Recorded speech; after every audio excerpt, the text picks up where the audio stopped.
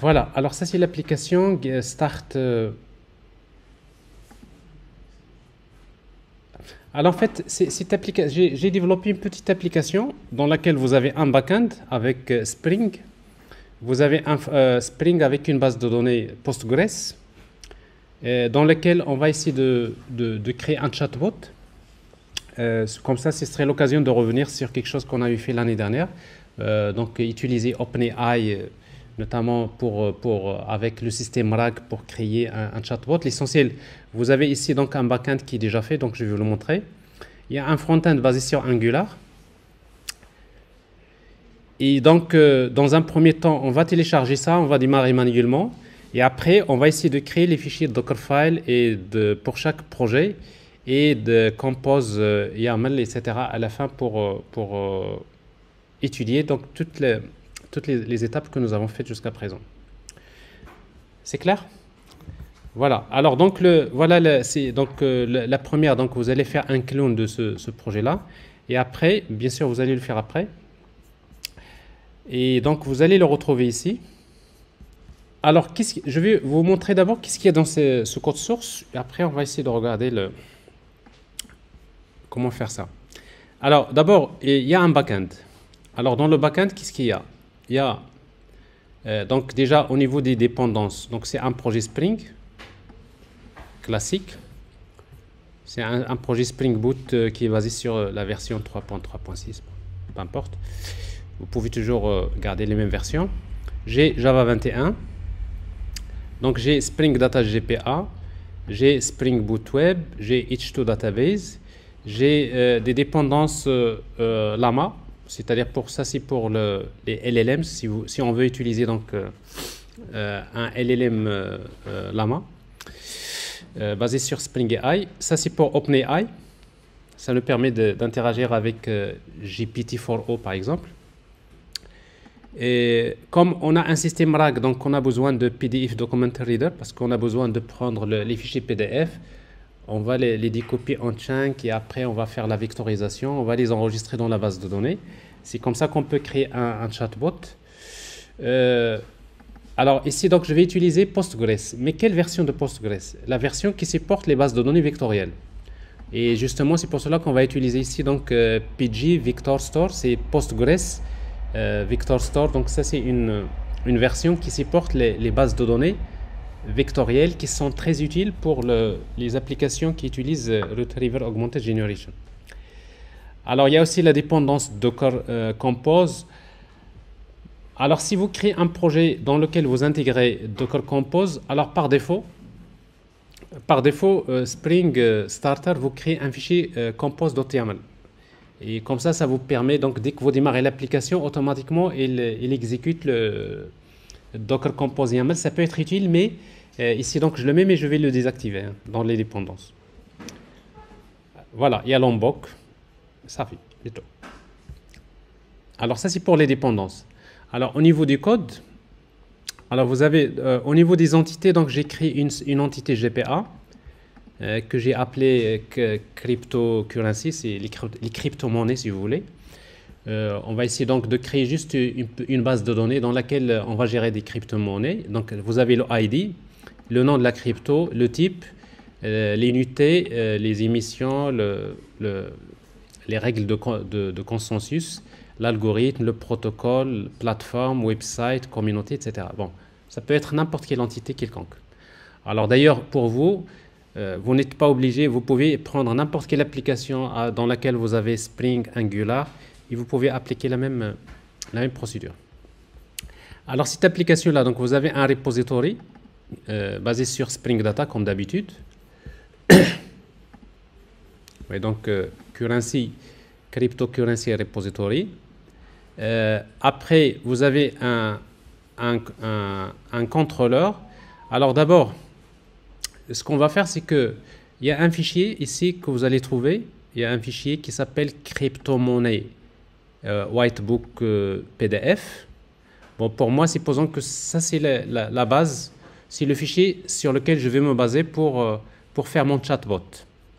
Alors, je vais vous le montrer. Alors ce fichier-là, bon, il contient juste un fichier PDF. Bon, j'ai pris juste un fichier PDF quelconque. Je suppose que là, ça répond à des questions concernant les crypto-monnaies, etc. Donc, bref. Donc vous avez un fichier que j'ai piqué de l'internet.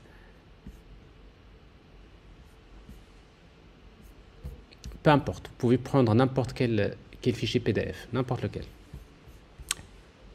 C'est-à-dire notre chatbot, on va commencer à lui poser des questions, il va nous chercher des réponses à partir en se basant sur cette base de connaissances, sur ce fichier PDF.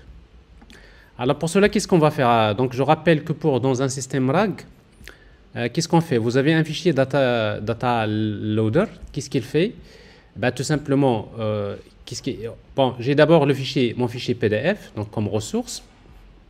Je vais utiliser Vector Store. Alors Vector Store, c'est parce que j'ai utilisé ici PG Vector Store donc de Postgres. Ça c'est-à-dire c'est le Vector Store qui va me permettre de vectoriser des contenus plutôt et de le stocker dans la base de données PG Vector Store. Donc je vais faire l'injection des dépendances et après post-construct, je vous rappelle, c'est-à-dire après l'instanciation de cette classe, automatiquement cette méthode va s'exécuter. Et cette méthode, qu'est-ce qu'elle va faire? Elle va faire juste quelque chose de plus simple. Il va d'abord lire le fichier PDF, ce fichier-là, avec page PDF Document Reader. On va faire get, comme ça, on va lire la liste des documents. Donc on va récupérer un ensemble. Ici, je prends que le texte, je ne prends pas les images. Je prends une liste de documents. Et après, je vais découper ces documents en chunks, des petits morceaux, ce qu'on appelle les chunks. Donc, je vais utiliser token text splitter et text splitter split documents, c'est-à-dire mes documents, je vais les découper en un ensemble de petits morceaux. Pourquoi? Tout simplement parce que chaque morceau, on va le convertir en format vectoriel. C'est-à-dire en une base de données vectorielle qu'on va enregistrer dans Postgres PG Vector Store. Et en utilisant un modèle de embedding, c'est-à-dire, notre texte, on va l'enregistrer dans la base de données, mais pas sous forme de texte. Mais on va enregistrer le sens de ce texte. C'est de la sémantique. C'est-à-dire, j'enregistre le sens du contenu. Et comme ça, quand je fais la recherche, je ne fais pas la recherche sur le texte. J'écris une question et mon système, il est capable de chercher dans la base de données vectorielle, de retrouver les documents qui sont similaires qui sont similaires à la question que j'ai posée. Et comme ça, quand on prend les documents similaires à la question qui est posée, on va les envoyer à ChatGPT, on va lui demander de répondre à la question de l'utilisateur, mais en utilisant le contexte qui est récupéré à partir de notre base de données. Donc ça, je rappelle que l'année dernière, on a fait ça à la fin, si vous vous rappelez.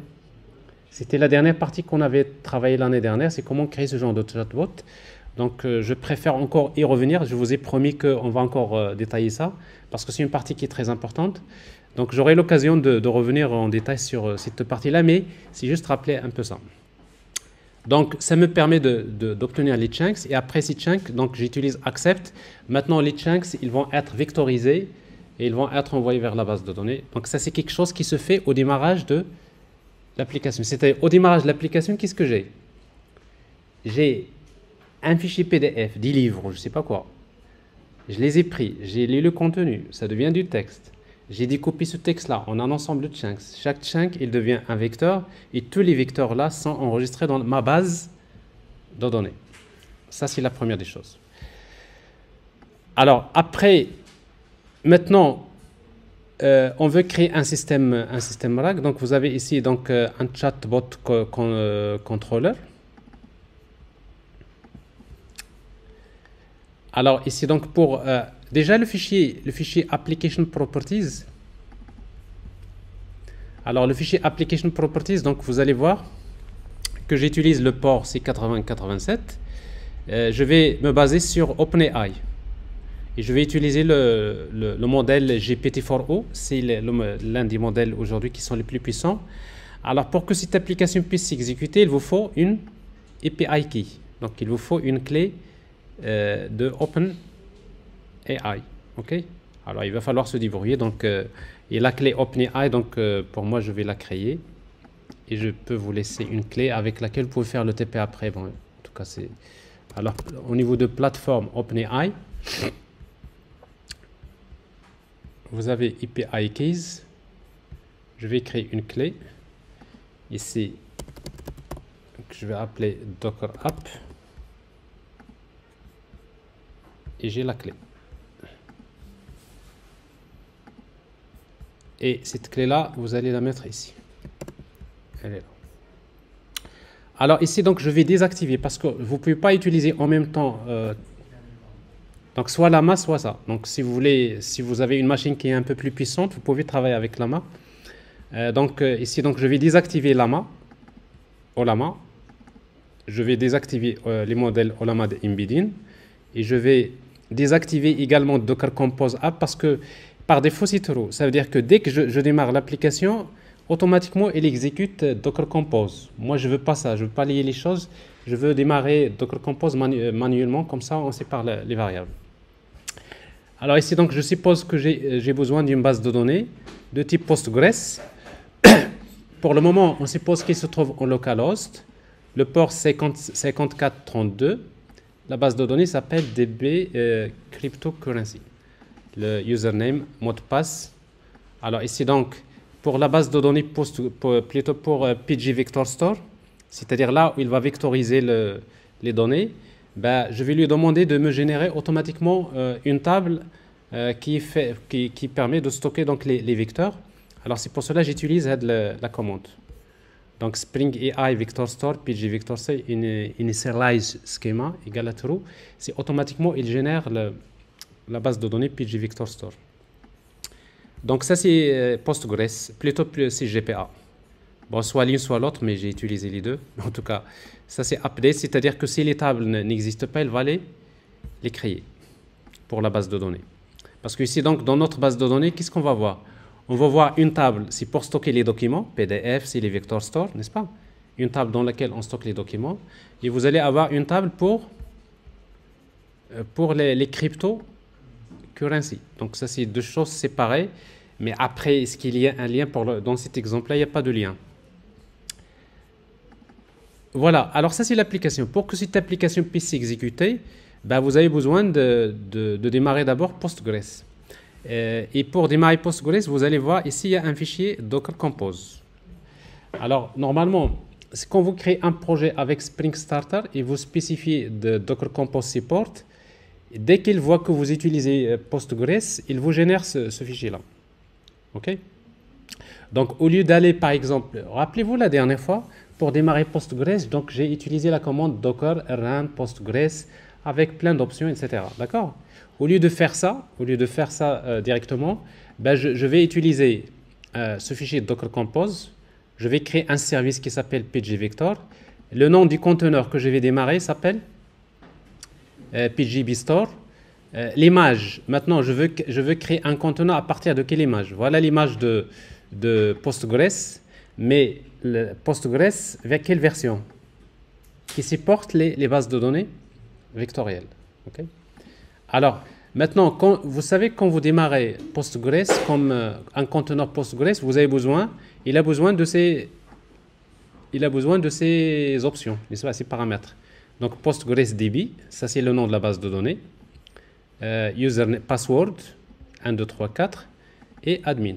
Donc, faites attention parce que ce admin et ce 1, 2, 3, 4, ça doit être, c'est les mêmes que vous allez utiliser ici. Parce que votre application Java va se connecter à cette base de données en utilisant cet utilisateur et ce mot de passe.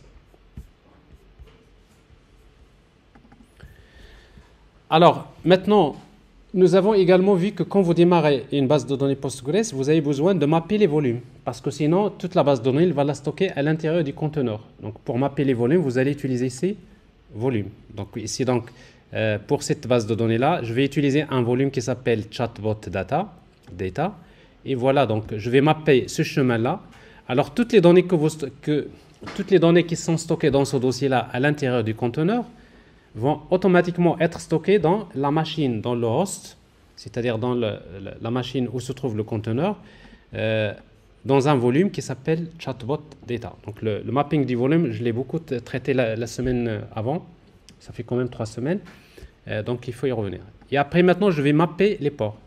Donc quand vous utilisez Docker Run, à un moment donné, vous mappez les ports. Ici, donc, je vais mapper le port interne, c'est celui-là, 5432, ça c'est Postgres, et celui externe, c'est celui-là.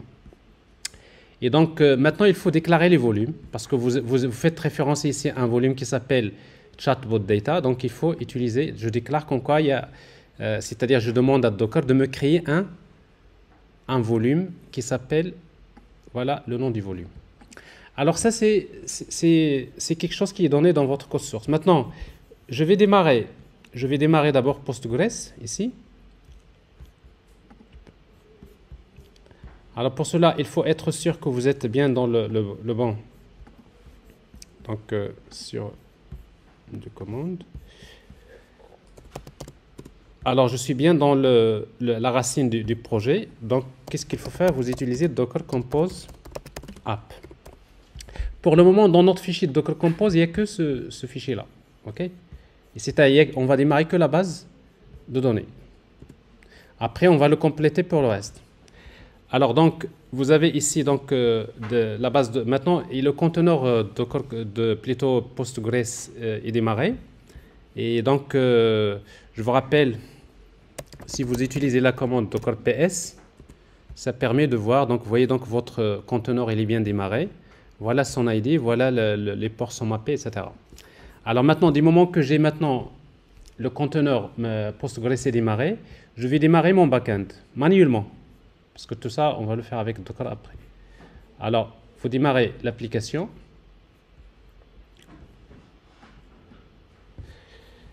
Alors ici, donc il n'y a pas de problème. Je vois bien qu'il s'est bien connecté à MySQL, plutôt à la base de données. Vous voyez, il fait text split. Au démarrage, il prend le fichier PDF, il va le découper, il fait le travail, il l'enregistre dans la base de données. C'est une opération qui doit passer. Et après, je vais démarrer le... voilà. Donc, je n'ai pas peut-être parlé du contrôleur. Ici, vous avez, dans le backend, vous avez un contrôleur. Ça, c'est notre chatbot contrôleur. Alors, chatbot controller, qu'est-ce qu'il fait? Donc, tout simplement, vous utilisez chat client.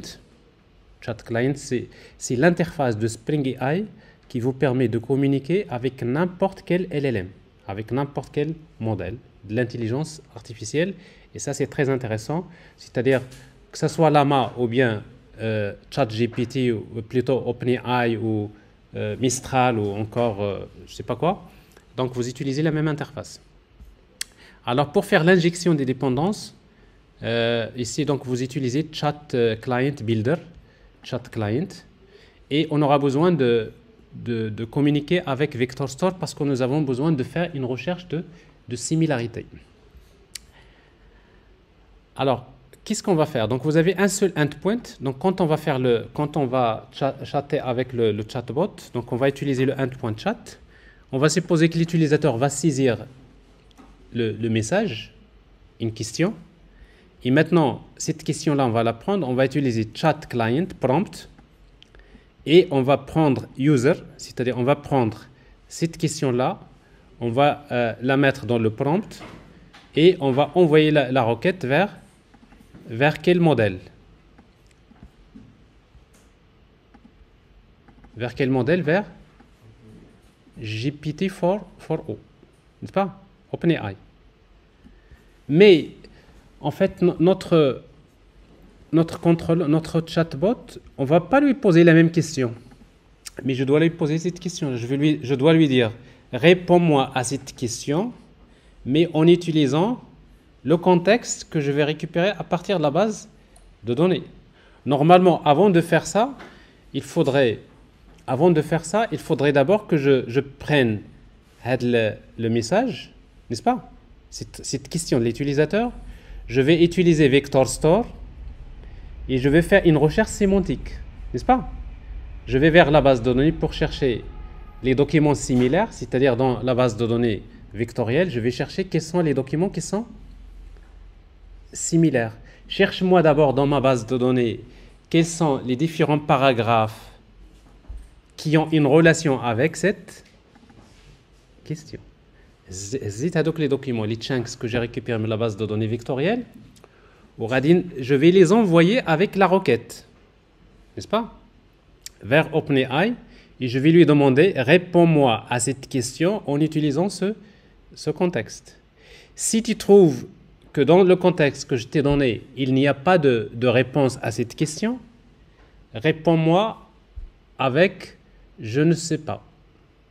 C'est-à-dire, si je lui pose une question qui n'est pas en relation avec ma base de connaissances, il doit me répondre avec je ne sais pas. Donc, là, le prompt. Je vous ai montré l'année dernière comment créer ce prompt, mais avec Spring AI, vous n'avez pas besoin de faire tout ça. Donc, je l'opération. La question de l'utilisateur. Quand c'est à la base de données, n'est-ce pas? Avec Vector Store, où je fais une recherche de similarité. On je vais les documents. Et donc les documents, quand ils ont fait le prompt, ou quand c'est le prompt, le LLM. Tout ça, je n'ai pas besoin de le faire. Pourquoi? Parce que tout simplement ici, on peut le faire avec, vous voyez, le chat client ici, vous avez Default Advisor. C'est-à-dire, Default Advisor, vous avez, si vous voulez, des Spring AI, il a déjà développé tout ça. C'est-à-dire, il a déjà créé un prompt. C'est-à-dire que pour lui, quand vous utilisez Default Advisor, je vais utiliser Question Answer Advisor en utilisant ce Vector Store. Donc, automatiquement, si vous regardez le code source de cette classe-là, ben, vous allez trouver le prompt. Vous voyez, le prompt ici. Voilà le prompt qui est utilisé. Vous allez trouver en fait tout ce que... Bon, on a déjà fait, mais en tout cas, ici, pour créer un système RAG, vous n'avez pas besoin de passer des heures et des heures. Ben, vous faites Default Advisor, vous ajoutez ça. Donc, automatiquement, la question de l'utilisateur, il va d'abord la transmettre le Question Answer Advisor. Il va prendre la question, il va l'envoyer vers le Vector Store, il récupère les documents similaires, il va les ajouter au prompt, et après il va prendre c'est-à-dire ce prompt-là, il va l'envoyer. Et à la fin, je récupère le contenu. Il contient la réponse de la question. Vector Store, normalement, l'objet Vector Store, c'est l'objet qui me permet d'envoyer des requêtes vers la base de données Postgres vectorielle. Donc, si vous utilisez, normalement ici, il faut faire quelque chose comme ça. C'est Vector Store. Par exemple, similarité search message. Regardez ce qu'il va vous donner ça. Ça. C'est-à-dire, je prends la question, je fais la recherche de similarité. Je vais chercher dans la base de données vectorielle quels sont les documents qui ont une relation avec les plus proches, similaires à cette question. Ok, atteignez la liste de documents. Et après cette liste de documents, je dois l'ajouter à l'intérieur du prompt. Mais le prompt, il y a déjà système message. Mais système message, il faut le créer. Mais c'est juste tout ça, vous n'avez pas besoin de le faire. Parce que tout ça se trouve ici. C'est-à-dire ce travail-là, c'est pas à moi de le faire, il est déjà fait par ce advisor. Donc, c'est-à-dire, c'est à peu près comme ça que ça se passe souvent parce que c'est des codes qui se répètent, mais en tout cas avec Spring AI, vous allez trouver. D'ailleurs, il y a également Chat Memory Advisor, il y a plein de solutions que vous pouvez utiliser. Ici, il est mis en commentaire. Et après, vous avez un contrôleur. Bon, normalement, ce n'est pas Hotel, c'est Crypto, qui permet de consulter tout simplement la liste des crypto-monnaies qui sont enregistrées dans la base de données.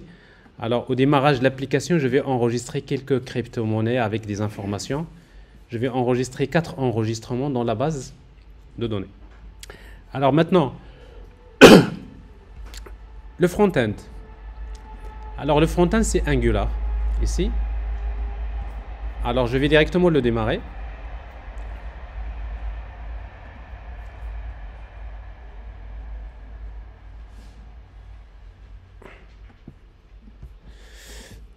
Bah, pour démarrer une application Angular, qu'est-ce que vous utilisez? C'est ng serve. Okay. Alors, le front-end est démarré. Alors ici, donc, ce front-end-là, qu'est-ce qu'il permet de faire? Voilà, vous avez juste crypto-monnaie, donc il vous affiche la liste des crypto-monnaies qui se trouvent dans la base de données. Et chatbot, Bah, chatbot, vous posez une question, il vous répond. Alors, je vais prendre des réponses. Je ne sais pas le fichier. Je vais poser des questions sur ce fichier-là.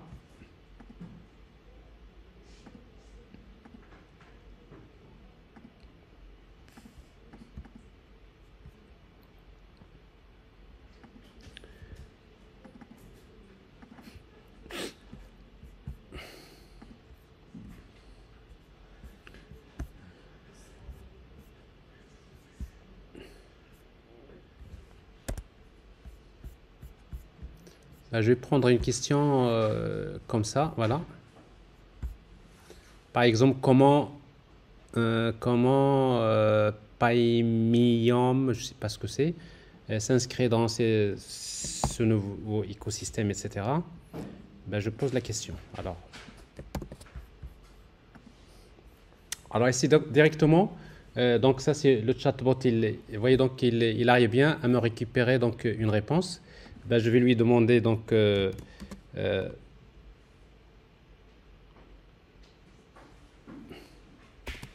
présente le résultat, formate le résultat, mettre en format le résultat se forme de points.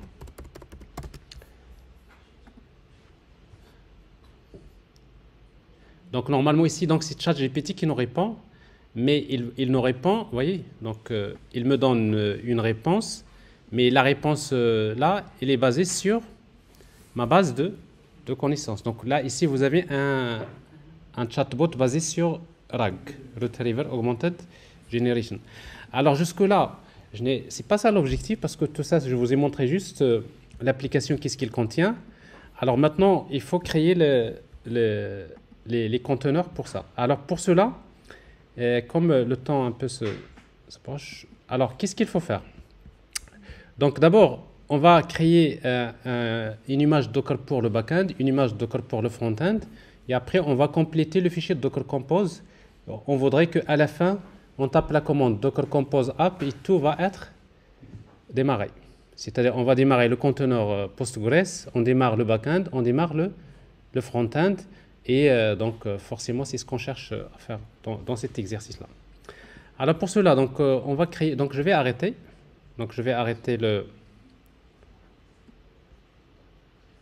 le backend, je vais arrêter le front-end, et je vais arrêter également, j'ai lancé Docker, plutôt Compose, ici, elle est là, CTRL-C, Postgres, ok. Voilà, vous allez patienter, on ne va pas prendre la pause parce qu'il nous reste une demi-heure, je termine ça et après on part. Ok. Bon, mais l'empêche, s'il y a quelqu'un qui veut faire un petit tour et il revient, vous pouvez le faire à tour de rôle. Parce que ceux qui sont à distance, ils le font. N'est-ce pas? Non?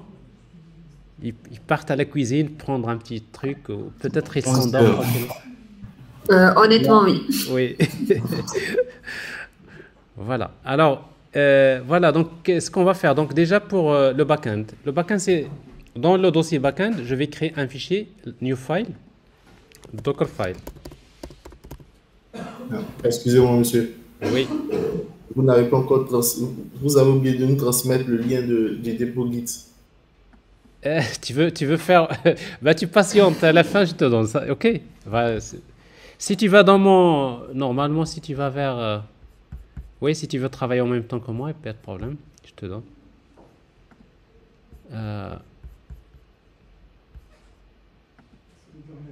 Elle est là.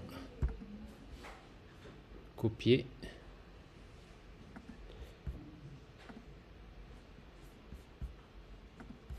Voilà. Voilà. Elle est là. Donc, je crée, donc ici, je crée le Dockerfile. Alors maintenant, dans mon Dockerfile, donc je vais créer une image Docker from. Alors ici, donc je vais from quoi? From open GDK, parce que c'est une... Mais juste avant de créer cette image-là, il faut d'abord que je fasse le build, n'est-ce pas? Et pour faire le build, donc je suis dans le backend. Il faut être sûr que vous êtes dans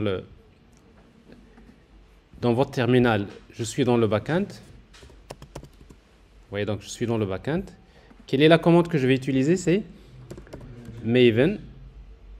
Quoi? Package. Clean d'abord. Alors clean, ça veut dire je supprime d'abord les jars qui ont été déjà générés avant. Parce que peut-être il y a une nouvelle version. Package. Mais je ne veux pas exécuter les tests unitaires. Parce que si vous exécutez les tests unitaires, votre test unitaire, il a besoin d'abord de voir est-ce que la base de données est démarrée. Or, la base de données n'est pas démarrée, le test unitaire va échouer et le jar ne va pas être créé. Moi, je veux générer le jar, ça suppose que j'ai déjà fait mes tests unitaires. Donc, en utilisant skip test, l'option, donc le paramètre skip test, ça permet de lui indiquer de faire ça. Donc, si vous faites ça, si vous avez Maven, bien sûr, installé dans votre machine, donc il va vous générer le jar. Sinon, il faut savoir que dans Spring, vous avez ce qu'on appelle un enveloppeur. Vous voyez, il y a un fichier qui s'appelle mvnw, n'est-ce pas? Et ça, vous pouvez faire la même chose. Alors ici, déjà, il y a un problème. On va regarder c'est quoi le problème. Vous voyez le test. Donc, vous voyez, donc c'est le genre de problème que vous allez rencontrer. Donc, des skip test. C'est mal écrit. Donc, cette opération-là, il va vous permettre de générer le jar du backend. Donc, ça, c'est fait. Là, vous faites ça ou bien vous faites appel au fichier. Comment il s'appelle déjà le fichier? C'est un script, donc /. Le fichier, bon, sinon vous mettez anti-slash, en tout cas mvw. Donc ça c'est la même chose, vous faites la même chose, donc faites clean package skip test.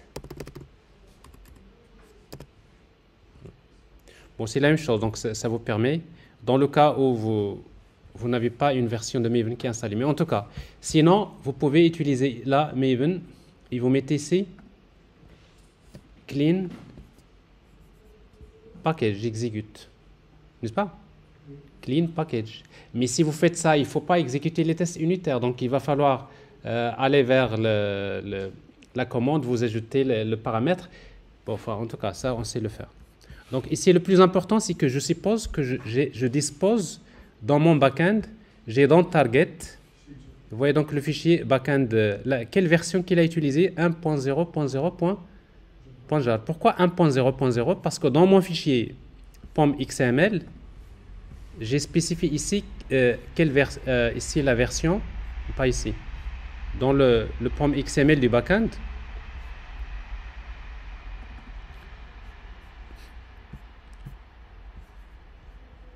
Vous voyez donc la version c'est 1.0.0. Si jamais vous avez une nouvelle version, il suffit de changer ici. Vous changez juste la version et vous générez le jar, vous avez une nouvelle version. Alors donc le fichier il est généré. Donc ça veut dire que la phase du build, je l'ai faite manuellement, ici, comme ça.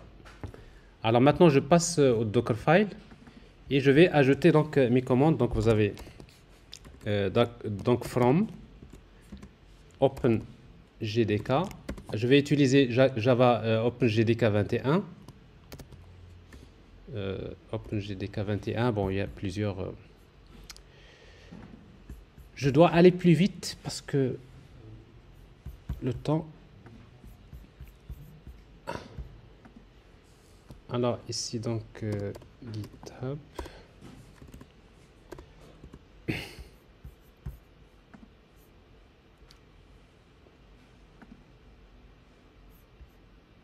J'ai la version finale, je vais vous la partager après, mais pour le moment, il est privé, la version finale, comme ça, c'est pour vous obliger à le former, parce qu'il n'y a pas beaucoup de choses à faire, parce que le TP, c'est d'ajouter juste des fichiers, Docker, etc. Alors ici, donc, j'ai le backend, j'ai le Dockerfile, donc ici, vous avez que ça à faire. C'est ce que je vais vous montrer tout à l'heure. Alors, si vous voulez faire le build, vous voyez ici, si vous voulez faire le build, il faut également faire from OpenJDK Maven, vous compilez, vous faites tout ça. Bref, si vous voulez faire ça, mais ici, donc je l'ai mis en commentaire, ça suppose que le build, je l'ai fait manuellement. Parce qu'à la fin, on va revenir, même le build, on voudrait le faire avec Docker. Donc, ce qui fait ces deux choses. Voilà. Donc, ça, c'est très simple. Donc, je vais me baser sur une image donc 21 Oracle, OpenJDK. J'ai un volume TMP. Et donc, je vais copier le fichier target étoile.jar. Ça suppose qu'ici, il y a un seul fichier .jar dans notre target. Sinon, de préférence, de mettre backend étoile.jar. Je sais que le fichier commence par backend étoile.jar vers app.jar. Et après, je vais exposer le port. C'est le même port qui se trouve dans le fichier application.properties. Et après, je vais exécuter Java, jar, l'option -jar et après app.jar. Donc, c'est fait. Alors ça, je peux dire que maintenant, l'image, c'est ça le Dockerfile pour le backend. Okay? C'est lui qui me permet de créer l'image Docker. Alors maintenant, si vous voulez créer l'image, donc vous pouvez utiliser Docker.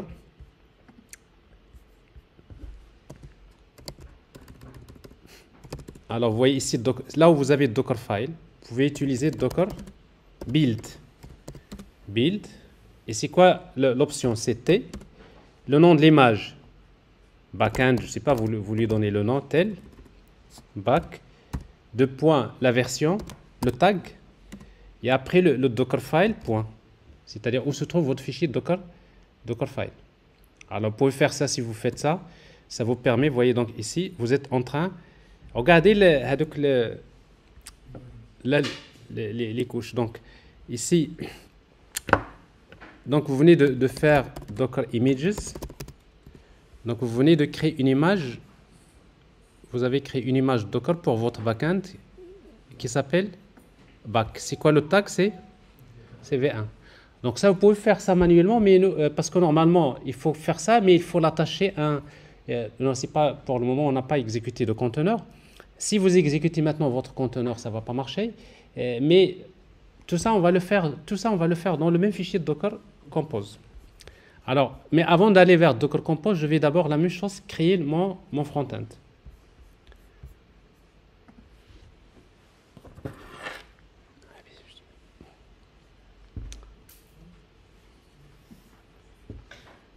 Il y a quelque chose qui va disparaître. Il y a quelqu'un qui a une rallonge, non? Sûrement. Non?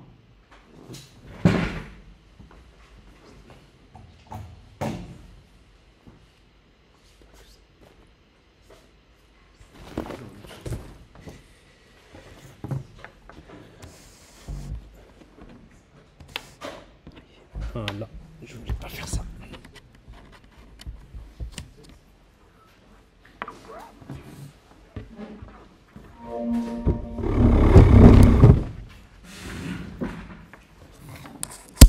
C'est bon.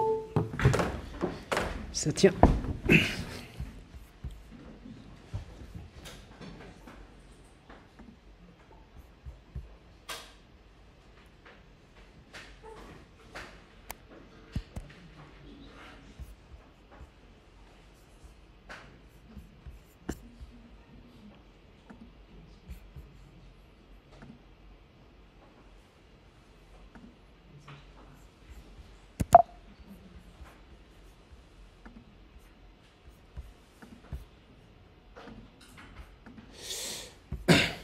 Donc là, il n'y a pas de problème. Vous m'entendez toujours?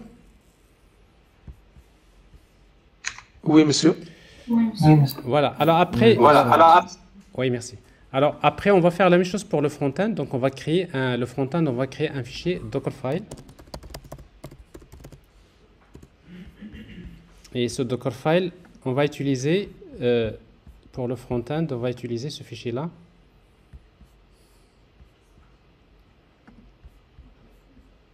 Ça.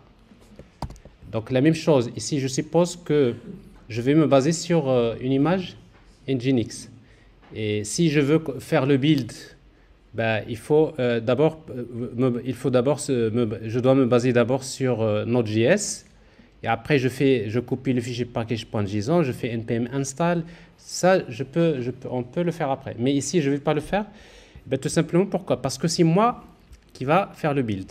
Alors justement, c'est ce que je vais faire avant ça. Je vais aller vers mon front-end.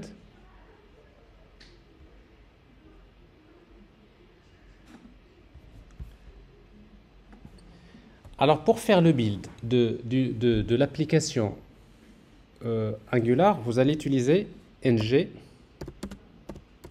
build. Mais quand vous faites le build, il faut spécifier le profil. Wesh développement ou la production, ou là je sais pas quoi. Et là c'est très important. Pourquoi? Parce que, regardez bien, dans mon front-end, vous allez devoir maîtriser quelque chose d'important. Vous allez avoir, dans le front-end, vous allez trouver un fichier, plutôt un dossier environments, n'est-ce pas? Et dans environments, qu'est-ce que vous allez trouver? Vous allez trouver un fichier qui s'appelle, c'est le fichier environment.ts, et dans lequel je suppose que le backend se trouve. J'ai une variable que j'ai appelée backend, et je suppose que le backend se trouve en localhost. Là, ça a marché tout à l'heure, parce que tout est en localhost. On n'est pas encore dans des conteneurs, n'est-ce pas? Mais quand je vais... je serai en fait en production, après, mon front-end ne doit pas utiliser localhost. Il doit utiliser ici l'adresse IP de votre vrai serveur. Parce que, alors c'est pour cela, comment on gère ça? Ben regardez, avec Angular, si vous n'avez pas ces dossiers environment, donc je vous rappelle pour créer voilà ce que je fais. Alors pour créer environment, c'est ng generate. Alors si vous générez ça, il vous génère ce dossier-là avec des fichiers comme ça, et après vous pouvez ajouter autant de fichiers que vous voulez. Donc vous avez quoi? Vous avez le fichier environment. Parce que moi, dans mon code, ici, alors par exemple dans crypto, regardez, je fais appel, quand je fais http get, je vais me baser à la variable backend host / crypto. Donc j'envoie une requête vers le backend. Mais mon backend, il est là, n'est-ce pas? Alors ici, j'utilise environment. Après, vous avez un autre fichier, environment.développement. Alors, le mode, si je suis dans l'environnement développement, moi je vais utiliser par exemple localhost, n'est-ce pas? Et j'ai un fichier prod, environment prod. Regardez, supposons, je sais que, Allahu Akbar, je sais que quand je serai en production, je vais utiliser l'adresse IP. Donc ça c'est l'adresse IP réelle où va se trouver mon backend, parce qu'après donc j'ai besoin de ça. Donc ici vous voyez donc vous pouvez avoir donc des variables différentes et regardez le fichier AngularJSON. Alors dans AngularJSON vous allez trouver quelque chose de très important, configuration. Regardez, en production, file replacement. C'est-à-dire si vous faites un build, vous êtes en train de demander Angular, si vous faites un build pour production, au moment du build, il va remplacer, regardez, il va remplacer le fichier environment.ts par quel fichier? prod.ts. C'est-à-dire votre application, elle est construite en utilisant les valeurs que vous avez dans ce fichier. Et après, vous avez d'autres paramètres. Regardez aussi, development. Si je construis l'application en mode development, je vais remplacer ce fichier-là par environment.development.ts. Bon, ça, c'est comme ça que Angular gère les environnements.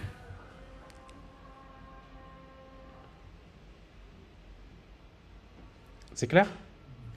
Alors, si vous voulez ajouter un autre, vous ajoutez tout simplement, faites copier-coller. Par exemple, vous voulez faire un environnement UAT ou autre environnement, faites copier-coller et vous dites pour cet environnement-là, je vais utiliser ça. Alors pourquoi je vous ai raconté ça? Parce que maintenant, quand vous allez faire le build, ng build, vous devrez spécifier configuration égale, et là vous spécifiez ce que vous voulez construire votre build. Vous voulez le faire pour le développement ou bien pour prod. Alors ici, je veux pas, j'ai pas, pour le moment, je suis toujours en local, donc je vais utiliser dev, development. Voilà. Alors cette opération, c'est rapide. Qu'est-ce qu'il me fait? Il me génère un bundle. Regardez, donc le bundle, c'est-à-dire votre application Angular, ça devient quoi? Un fichier main.ts, un fichier CSS, un fichier .js, plus un fichier index.html. Où est-ce qu'il les place? Ben, il va les placer, et ce chemin-là, vous aurez besoin de le voir. Il va le placer dans Build. Alors ici, donc, dans votre projet, vous avez un dossier dist.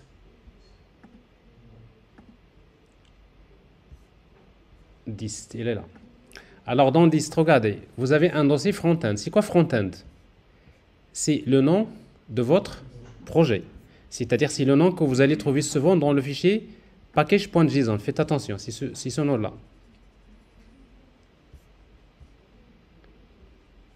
Et après, à l'intérieur de front-end, vous avez un dossier browser. Et à l'intérieur duquel vous avez le fichier index.html, main.ts, etc. Donc finalement, votre application Angular, c'est quoi? C'est celle-là. Le front-end, c'est du statique. Donc maintenant, si vous voulez déployer votre front-end, il faut prendre ces fichiers-là et vous allez les mettre quelque part dans un serveur web, soit Apache, soit Nginx. Alors nous, on veut le faire avec Docker. C'est pour cela que notre conteneur maintenant, notre image Docker, elle est là. Faites CTRL-V, c'est pas ça, j'ai perdu.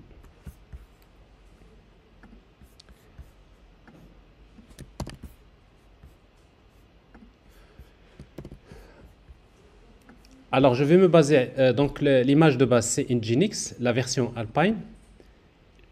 Maintenant, si vous utilisez Nginx, il faut le configurer.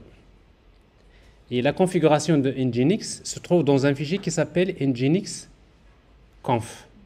Sinon, vous allez le démarrer par la configuration par défaut. Donc, moi, ce que je vais faire, c'est que je vais créer mon propre fichier de configuration de Nginx. Et après, je vais le copier dans le dossier de Nginx de cette image. Alors, donc, vous aurez besoin, dans la racine de notre projet, ici, de front-end, de créer un fichier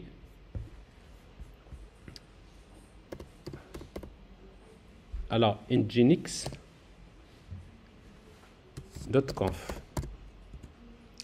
Alors, la même chose, vous avez besoin de faire un copier-coller d'un exemple de fichier Nginx.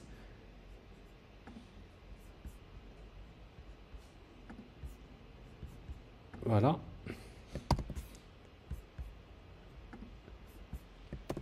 Je vais prendre celui-là. Donc, le plus important dans tout ça, c'est quoi? C'est que je vais, c'est-à-dire mon Nginx que je vais démarrer, il va écouter sur quel port? 80. Alors après, bon, tout ça, c'est des variables, vous pouvez supprimer tout ça, donc il y a des valeurs par défaut. Ici, je vais, donc pour donc ici, le root. C'est-à-dire où sont stockés les fichiers du site, c'est ça. C'est user, share, nginx, html. Donc c'est là on va copier nos fichiers. Et après, on aura besoin juste de donner quelques autorisations, notamment pour le slash, location slash. Vous aurez besoin d'ajouter cette configuration-là. Pourquoi? Tout simplement, je vais vous expliquer parce que souvent, quand vous travaillez avec Angular, vous utilisez des routes. Et quand vous êtes dans une route d'une application Angular, le problème, c'est que quand vous faites refresh, par exemple, supposons que vous êtes dans une application Angular, vous avez localhost index.html, plutôt index.html, vous avez par exemple slash par exemple crypto, n'est-ce pas? Votre application fonctionne, mais quand vous faites refresh de votre navigateur, vous êtes en train de demander à Nginx, donne-moi une ressource qui s'appelle refresh. Or, ça n'existe pas. Il va vous faire not found, n'est-ce pas? Pourquoi? Tout simplement parce que normalement, c'est une route de Angular. C'est quelque chose qui est interprété côté front-end et non pas par le serveur web. C'est pour cela que vous allez lui dire tout simplement, quand on va demander une ressource comme ça, il faut il faut la mapper l'IURI, c'est-à-dire l'adresse, mais en se basant sur index.html. Bon, normalement, ça dépend des versions égale 404, c'est-à-dire quand vous demandez quelque chose qui n'existe pas, il ne va pas générer 404, mais il va tout simplement, il va demander au fichier index.html d'aller vers la route. Donc comme ça, vous allez éviter donc ce problème. Donc de préférence, si vous voulez, après quand vous allez déployer, vous mettez ça en commentaire. Vous mettez ça en commentaire, après vous allez voir le problème et après vous revenez dessus après. Donc j'ai mon fichier et maintenant je pense que je peux continuer sur le déploiement. Voilà, donc qu'est-ce que je vais faire? On va copier le fichier Nginx que j'ai créé moi-même. Je vais le copier dans default conf de Nginx que j'ai utilisé. Alors maintenant, qu'est-ce qui reste? C'est de copier ces fichiers-là qui se trouvent dans quel dossier? Dist frontend browser. Je vais les copier où? Dans ce dossier-là. Regardez, donc c'est copie dist frontend. Alors maintenant, il faut faire attention. Donc ça doit représenter n'est-ce pas? Votre application ici. Frontend, c'est le nom de notre application. Browser. Je vais copier tous ces fichiers-là vers là. On va normalement déployer les fichiers de Nginx et après je vais exposer le port 80. C'est tout. Alors maintenant, vous pouvez construire votre image de la même manière. Maintenant, on voudrait faire tout ça au niveau de Docker Compose. Alors pour cela, donc la dernière étape qu'on va faire, c'est celle-là.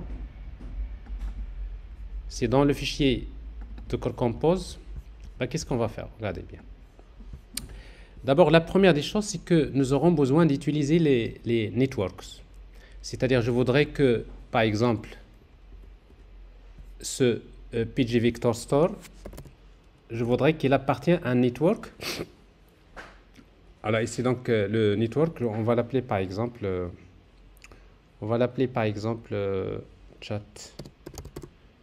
chatbot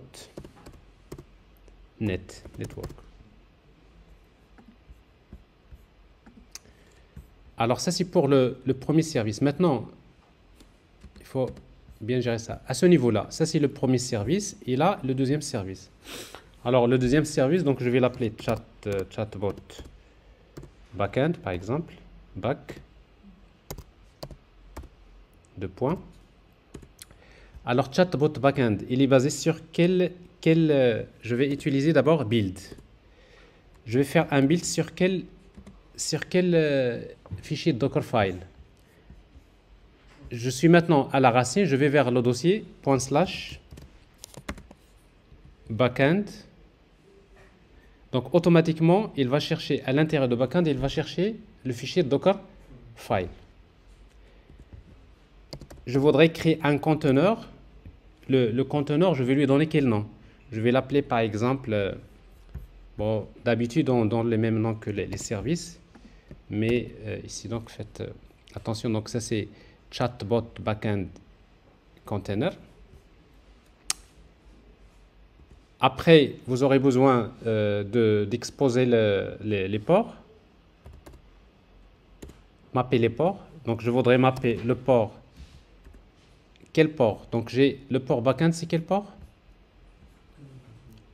Alors c'est 87, quelque chose comme ça. 74, alors on y va. Je vais mapper le port 8074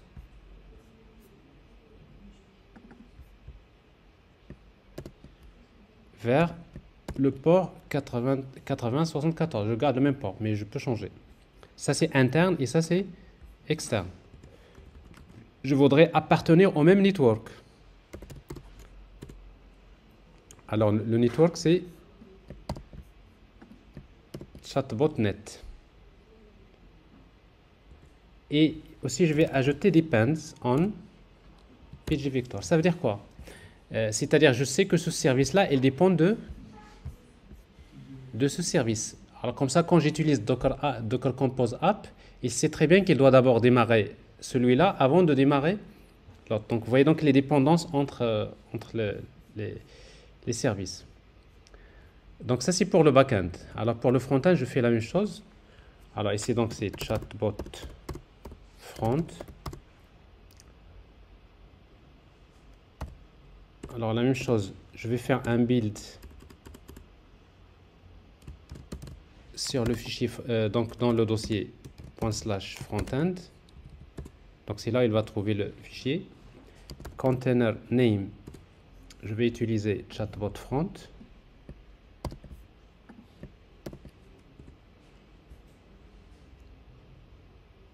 Les ports, voilà les ports. Ah, c'est pas ici. Attendez. Alors ça c'est pas bon. Alors ça c'est front ici.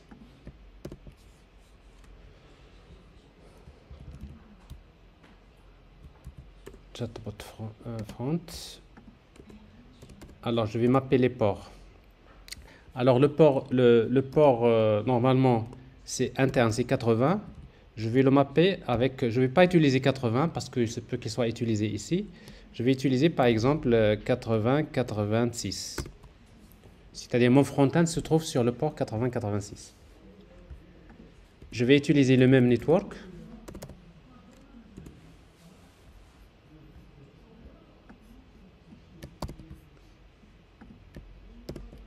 OK. Mais ne pas oublier de créer le network. Alors pour créer le network, donc je dois utiliser ici network. Et ici donc le network s'appelle chatbotnet. Voilà. Donc vous voyez donc ici je crée les volumes, je crée les networks. Et là j'ai un premier service, un deuxième service et un troisième service. Alors ça c'est un exemple de fichier de Docker Compose. Maintenant je vais essayer de démarrer tout ça pour voir est-ce que ça marche.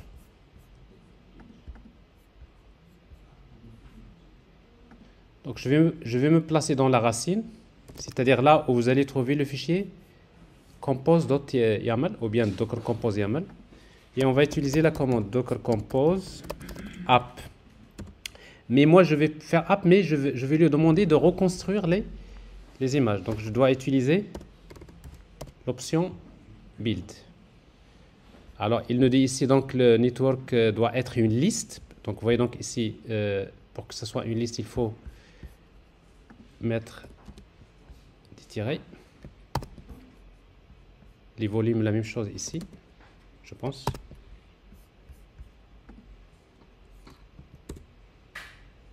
Alors service doit être une liste network.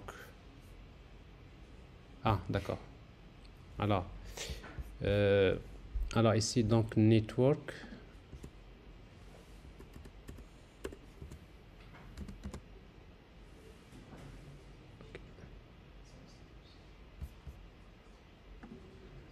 Pas de temps à perdre, donc je regarde. Alors j'ai ici, donc ça doit être une liste, donc ça c'est quelque chose, donc network, la même chose ici. Network et après ici donc là il n'y a pas, donc voilà. Ici network il faut mettre lequel driver, ça c'est on a oublié. Parce qu'en fait quand vous créez un network il faut spécifier wesh bridge ou la host ou bien none. Donc nous avons dit qu'il y a 3 types. Donc c'est ce qui manque. Donc ici, je reprends. Donc là, ça doit être une liste. Là, ça doit être une liste. La même chose ici, ça doit être une liste. Ici, pas de liste, mais il faut... Donc ça, c'est les volumes. Les volumes, je pense, non. Les volumes, non, il n'y a rien.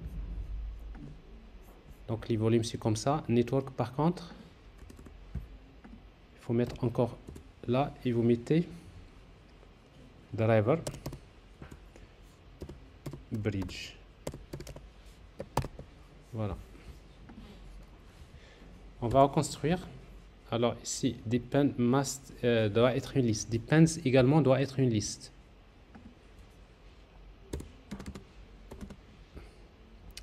Alors quand vous avez cette erreur là, ça veut dire que ça doit être une liste, ça veut dire parce qu'en fait on peut dépendre de plusieurs. Alors la même chose ici, le front-end il dépend de quoi pour ne pas l'oublier. Il dépend du backend, c'est pas obligatoire, mais vous pouvez l'ajouter. Il dépend de chatbot backend. Donc, c'est-à-dire, c'est comme si on défile l'ordre. On démarre quoi d'abord? La base de données, on démarre le backend et après on démarre le front-end.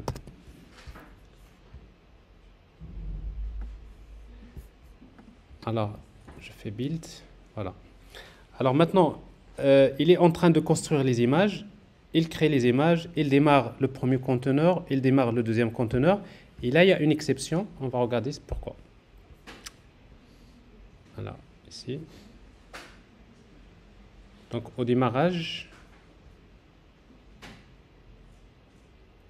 oui, c'est très important, cette erreur-là, pourquoi? Parce que, regardez bien, notre front-end, ça c'est extrêmement important. Notre front-end, quand il démarre, regardez, l'URL.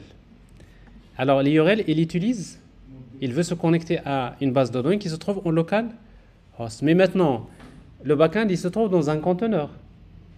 Au démarrage, il regarde localhost, il n'y a pas de base de données. Donc maintenant, il va falloir remplacer localhost avec le nom du conteneur. Mais on ne va pas le faire dans le fichier ici. Regardez ce qu'on va faire. On va changer ici, on va mettre une variable. On la met entre accolades comme ça. Et on va utiliser une variable qu'on va appeler db_url, deux points. Et ça, c'est les bonnes pratiques. C'est-à-dire quoi? C'est-à-dire quand j'exécute mon application, si la variable d'environnement db_url existe, je vais la prendre. S'il n'existe pas, je vais prendre ça. Ça veut dire que quand vous exécutez en local, ça va marcher. Mais si, par exemple, dans mon Docker Compose, il va falloir définir cette variable.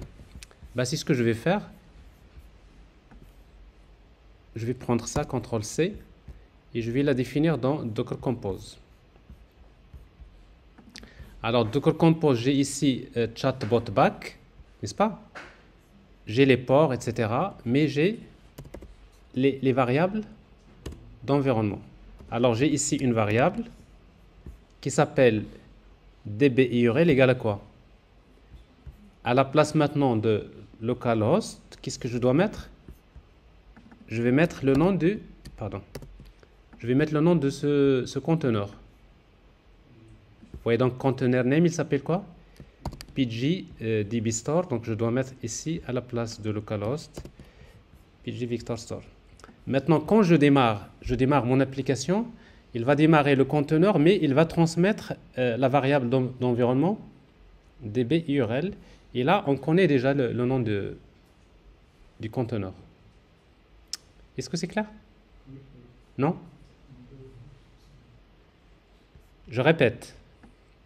Ça, c'est un détail important parce que vous allez vraiment vous serez noyé dans ce genre de problème. J'ai ici mon application qui a besoin d'utiliser une base de données. Et quand je développe, je ne sais pas où se trouve la base de données. Parmi les bonnes pratiques, c'est d'utiliser toujours des variables d'environnement. Donc, c'est comme si vous dites, si cette variable db_url existe, il va prendre sa valeur. S'il n'est pas défini au moment de l'exécution, il va prendre cette valeur. Alors maintenant, quand vous exécutez directement avec run, il va prendre celle-là. Mais quand j'exécute avec Docker Compose, moi, je vais lui transmettre la valeur. Et la valeur réelle, dans la valeur réelle, je vais remplacer localhost par le nom du conteneur. Alors, ce qui me donne quelque chose comme ça. Donc ici, je vois la variable d'environnement, db_url égale gdbc, etc. Faites attention, si vous mettez un espace comme ça, il prend cet espace dans l'URL. Et après, il vous dit que je ne connais pas le dialecte GDBC, etc.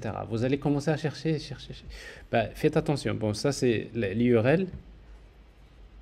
Les espaces, il ne fait pas des trims, des choses comme ça. Ça peut être très, très embêtant de rester à chercher des erreurs de ce genre de type. Alors, si vous faites ça maintenant, on va d'abord... Est-ce qu'on a modifié le backend?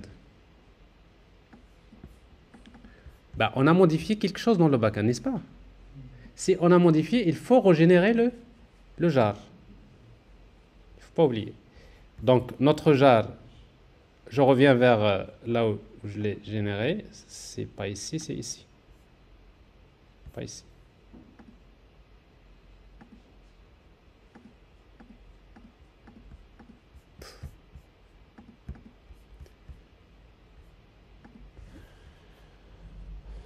Alors, il faut utiliser donc ces MVNW.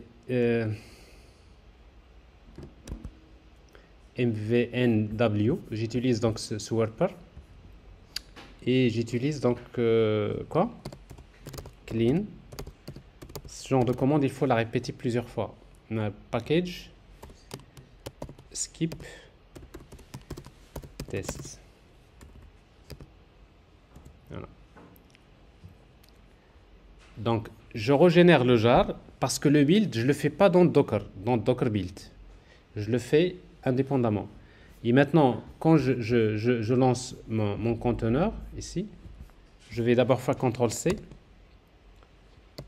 pour arrêter les conteneurs qui sont démarrés. Et maintenant, je réexécute avec Docker Compose App.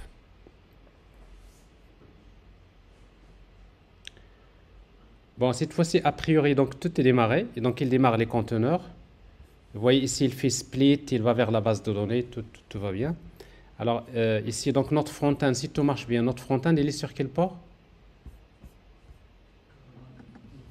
C'est 86. Donc, pour tester votre application, vous allez vers localhost 8086.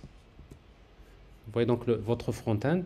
Ici, là, ça marche, il n'y a pas de problème. Et après, ici, donc, voilà.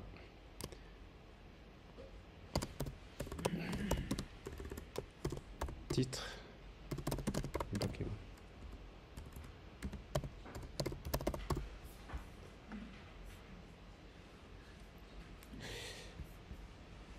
Voilà, ce genre de questions, il n'y a pas de contexte, il ne donne rien. Est-ce que c'est clair? Donc là, on a créé le démarrage. Alors maintenant, dorénavant, je vais maintenant arrêter comme ça, CTRL-C.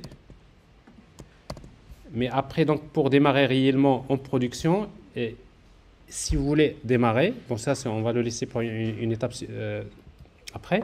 Donc, vous allez utiliser Docker Compose App.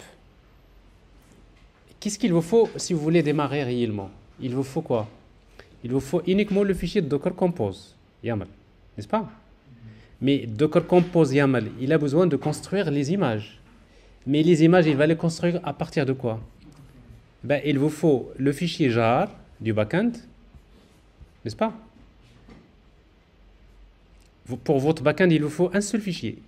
C'est quel fichier? C'est jar. Il suffit d'avoir un dossier dans lequel vous mettez target et le fichier .jar, et il vous faut ce dossier-là pour le front-end. C'est-à-dire le dossier, vous avez ces fichiers-là. Donc, si vous avez un dossier dans lequel vous avez Docker Compose YAML, un dossier back-end et un dossier front-end, bah vous allez vers n'importe quelle machine, vous déployez votre application en production. La seule chose qui reste après, c'est justement c'est le front-end pour le moment. Lui, il sait que le back-end se trouve en localhost. Mais après, par la suite, ça doit être, il faut remplacer par l'adresse IP. C'est ce que je vais vous faire ici. Alors, je démarre avec l'option "-d". Donc, en detach mode, regardez, Docker Compose, voyez. Donc, il démarre les conteneurs. Docker PS, vous voyez donc les conteneurs qui sont démarrés, il n'y a pas de problème. Je vois bien les ports qui sont mappés. Alors, maintenant, supposons je veux le déployer en production, et je sais que par exemple en production, il y a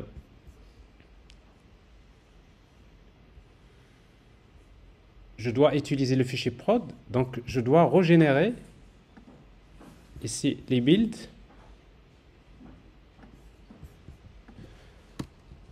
Et à la place de développement, vous allez utiliser production. Alors, si vous faites production, vous générez les builds pour la production, c'est-à-dire les fichiers HTML. Il va falloir aller encore vers notre backend. On va arrêter donc l'application avec Docker. Comment arrêter l'application? C'est Docker Compose down. Alors, app c'est pour démarrer, et down, c'est pour arrêter. Vous voyez donc il démarre, il arrête les conteneurs.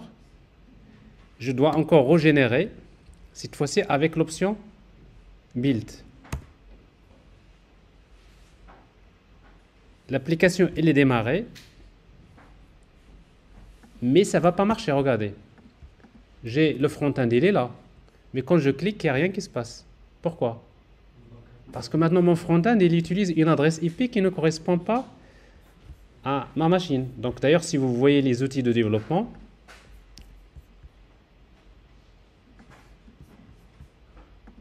si je clique sur ça, regardez, ici donc je fais appel à une adresse IP. Donc vous voyez donc mode développement, mode prod, etc. Je pense que cette première manipulation, ça vous permet déjà de toucher les éléments de base. Maintenant, il reste les petits détails, en fait, les petits détails, il y en a beaucoup de petits détails. On va essayer de les traiter après. Donc maintenant, ici, pour le moment, je ne vais pas utiliser cette adresse IP, mais je vais utiliser localhost ou bien l'adresse IP de ma machine que j'ai pour le moment. Donc ça veut dire que pour laisser mon application fonctionnelle en local, je dois encore revenir vers, je fais CTRL-C ici, je reviens vers le front-end et je dois lui dire tout ça, je suis toujours en mode développement. Comme ça, je garde la config le mode dev, je redémarre le build, j'actualise, actualiser, tant qu'elle démarre. Alors j'actualise. Voilà, ça marche.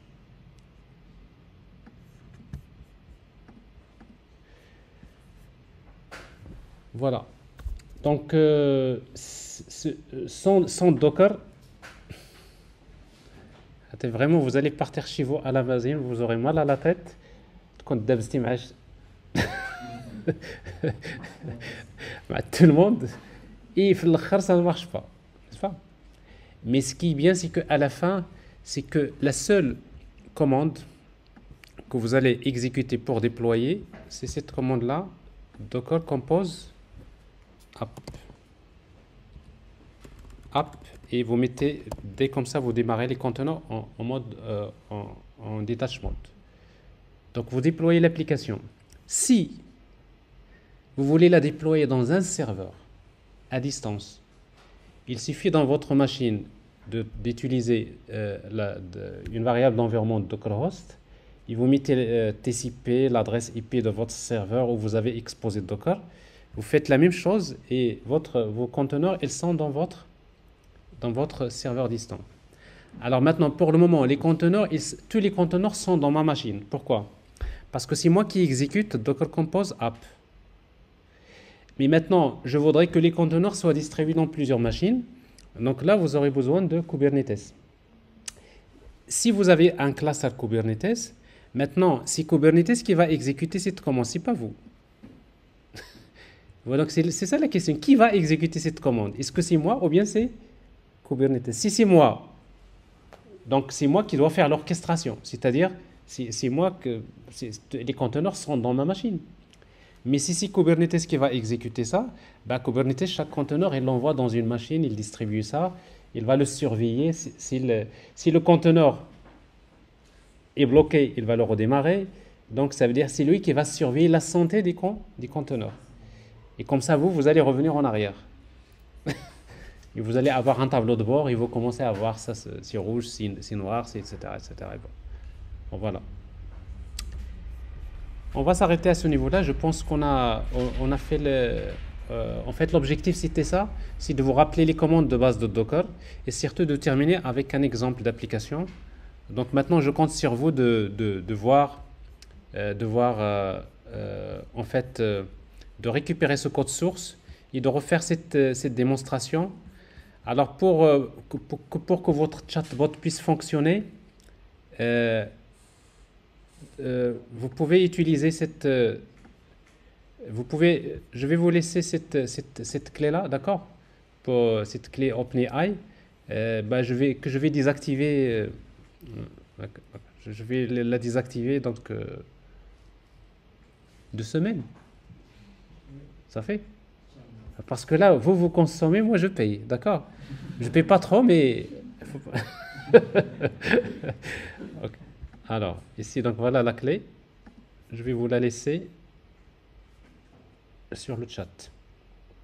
Ok? T'as pas copié la clé parfaite. Juste. J'ai copié la clé. Ah, il y a la clé, c'est ça? Yeah. Mais c'est pas la clé comme ça. Ah, c'est pas toute la clé. Non, je vais pas le faire parce que je voudrais pas que la clé soit apparente sur la vidéo. Parce que c'est la vidéo. Non, parce que quand il y a beaucoup surtout quand il y a quelqu'un qui utilise cette clé-là, il fait un push vers le GitHub, etc., automatiquement la clé elle est désactivée. Bon, c'est-à-dire, ben, vous l'utilisez. Si vous avez votre propre clé, vous pouvez l'utiliser. Mais si vous ne l'avez pas, vous pouvez faire quelques tests avec cette clé-là. OK? Monsieur, Oui. monsieur, à ce propos, lorsqu'on met, on, dé- on pousse nos fichiers sur GitHub, automatiquement, la clé est effectivement supprimée. Vous avez dit que vous allez nous expliquer comment mettre cette clé-là dans un fichier, à part que cette méthode n'était Ben, pas c'est très simple. Normalement, c'est que cette clé-là, vous faites export, quelque chose comme ça, export dans votre environnement. Avant de déployer, il vous faut une variable d'environnement, export par exemple OpenAI,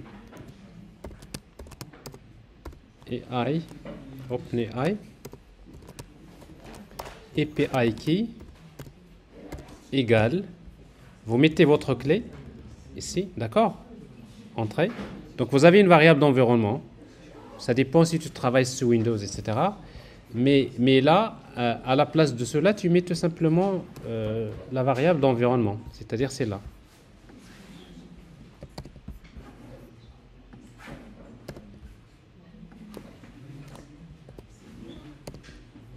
OK? Ça veut dire que dans ton code source, il n'y a pas de clé. Il y a une variable d'environnement. Mais la variable d'environnement, il reste chez toi. Il n'est pas dans les fichiers. C'est clair? D'accord, merci, monsieur. Bon, après, par la suite, mais normalement, ce genre de clé, si vous voulez la cacher quelque part, etc., donc après, il y a Vault, il y a des outils qui sont faits pour ce genre de choses.